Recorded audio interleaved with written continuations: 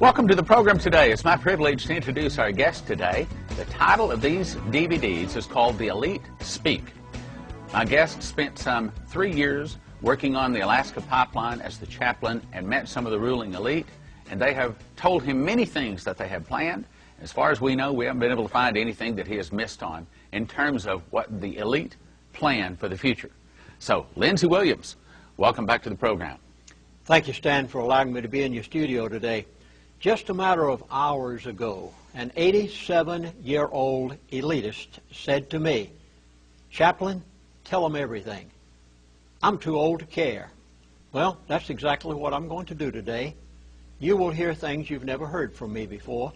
You're going to see inserts visually into this presentation that we have never given before. You've never seen me produce anything like this before. You see, some people go to many different things to try to talk about the future. Everyone seems to want to know what's going to happen tomorrow. Well, some people go to fortune tellers. Others try tea leaves. Other people might go to the zodiac or reading palms. Well, you're not going to get any of that today. You're going to get it from the people who are doing it. The elite themselves, whom I've had the privilege of knowing now for about 35 years. And during this period of time, I've kept in touch with a few of these people, and everything they've ever told me has come to pass exactly like they say it, because they are the ones that do it.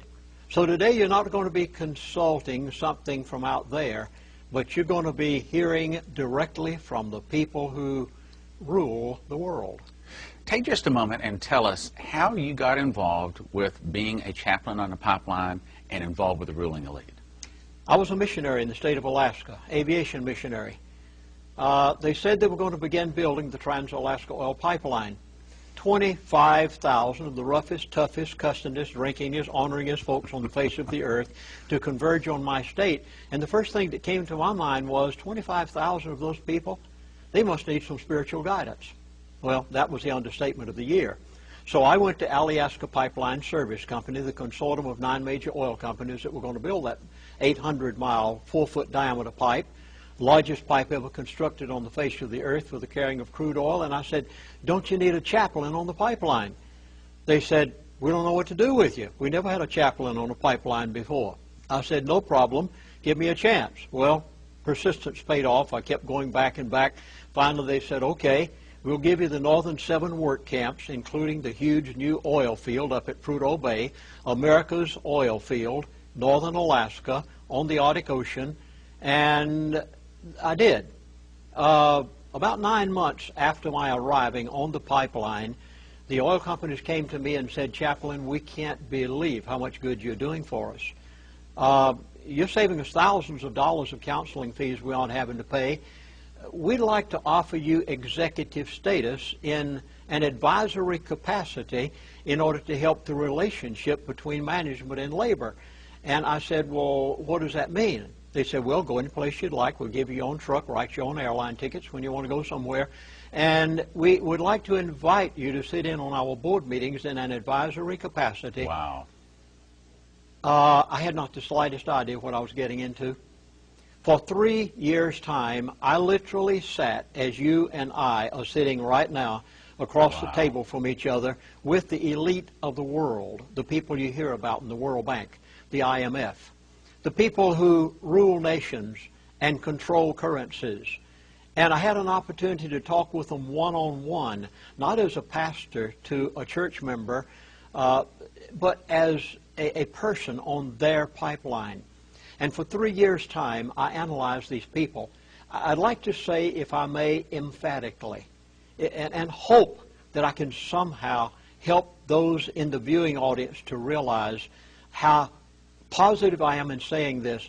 There positively is a group of people on the face of the earth who control the world. I don't know how to say this any more positively than for you to understand. I lived with them, I knew them, and I've kept in touch with some of them.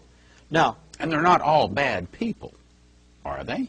No, positively not. And they don't all have evil intentions all of the time, do they? Well, if so, this man would not be giving me the information he was giving me. So they do have their moral code, which is quite different than yours and mine.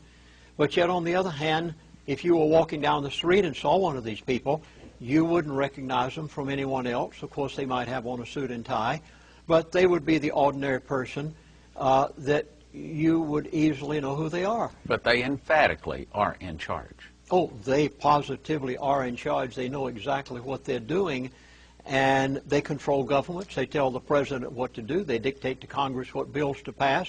They control the currencies of the world. They have put the world into the state it's in today. They have established the New World Order.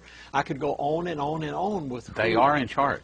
Oh, they are totally in charge. They know everything they're doing, and it's planned well in advance. Is this a group of 2 or 3 people, 200 or 300 people, or 2,000 or 3,000 people? Do you have any idea how many people are a member of this elite ruling class?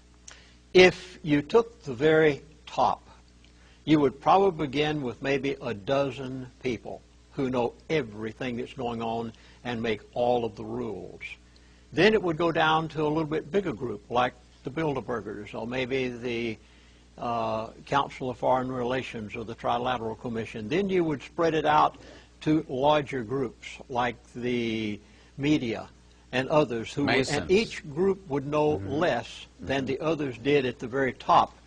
But the ruling elite probably know more than maybe a dozen people. So the people you were talking with were more of the ruling elite, the top 10, 12, 15 people then? Yes. Ooh, wow. And you know, people give their eye teeth to have that. Well, I consider it to be the providence of God.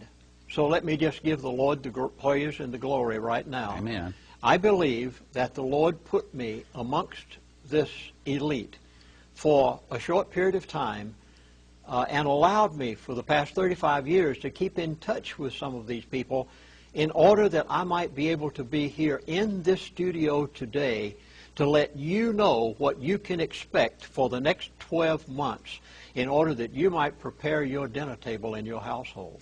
Are these ruling elite, they have families, they live a lifestyle that is typical, or is it very lavish? Do they live in castles? Are they typical people? Tell us a little bit about them. They fly their jets. They live their lifestyle. They don't live the way you and I live necessarily. They are of the upper crust.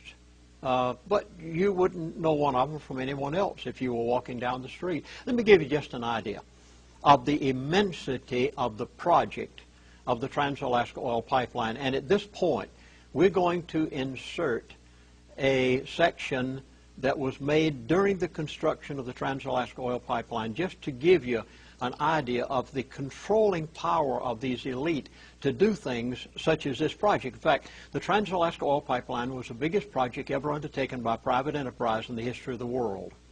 $12 billion was spent in 3 years' time. Now, keep in mind that 35 years ago, $12 billion would be multi-billions today, and the elite did it. So here, at this point, you'll get an idea of the immensity of some of the things that the elite do. You and I, yes, we might buy an automobile or a house. The elite perform projects of this immensity.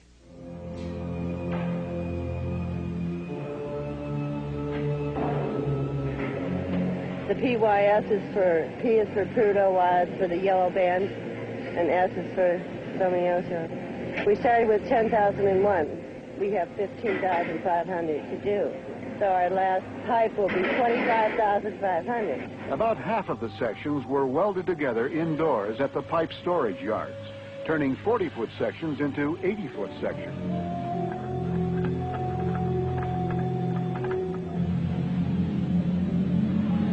Altogether, more than 80,000 sections of pipe were cleaned, numbered, and coated to prevent corrosion in the Arctic climate.